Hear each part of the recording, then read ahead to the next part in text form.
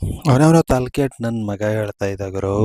ಏನಂದ್ರೆ ಹೈದರಾಬಾದ್ ಅವರು SRH ಅವರು 200 ಮೇಲೆ ಹೊಡೆದ್ಬಿಟ್ರು. RCB ಅವರು ಗೆಲ್ಲಲ್ಲ ಬಿಡುಗರು, ಮೊದಲನೇ ಬ್ಯಾಚೆ ಹೋಗ್ಬಿಡುತ್ತೆ ಬಿಡುಗರು ಅಂತ ಇದ್ದ. ನಿಜವಾಗ್ಲೂ ಅವ್ನಿಗೆ ಹೇಳ್ತಾ ಇದ್ದೀನಿ ಇವತ್ತು, ಗುರು ನೀನು ಏನು ಹೇಳಿದೆ ನಿನಗೆ ನಿಜವಾಗ್ಲೂ ಇವತ್ತು ಸರಿಯಾದ ಆನ್ಸರ್ ಸಿಕ್ಕಿರುತ್ತೆ. ಎಸ್, ಬರೀ 4 ಜನ ಗುರು, ಬರೀ 4 ಜನ.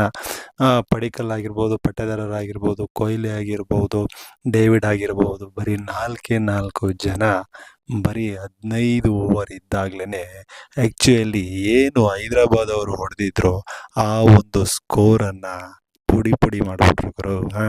ನಿಜವಾಗ್ಲೂ ಸ್ಟಾರ್ಟಿಂಗಲ್ಲಿ ತುಂಬ ಜನ ಇದೇ ರೀತಿ ಮಾತಾಡ್ತಾಯಿದ್ರು. ನಾನು ಹೊರಗಡೆ ಹೋಗ್ತಾ ಇರಬೇಕಾದ್ರೆ, ಏನು ಬಿಡುಗರು, 120 ಬಾಲ್ ಇರೋದು, 120 ಅಬಾಬ್ ಅಂದರೆ 200 ಒಳಗಡೆ ಹೊಡೆದಿದ್ರೆ ಹೊಡಿತಿದ್ರು, ಆಗಲ್ಲ ಬಿಡುಗರು, ಹಾಗೆ ಹೀಗೆ ಅಂತ ತುಂಬ ಜನ ಮಾತಾಡ್ತಾಯಿದ್ರಿ. ಅವರೆಲ್ರಿಗೂ ಕೂಡ ಇವತ್ತು ಸರಿಯಾದ ಉತ್ತರ ಸಿಕ್ಕಿದೆ.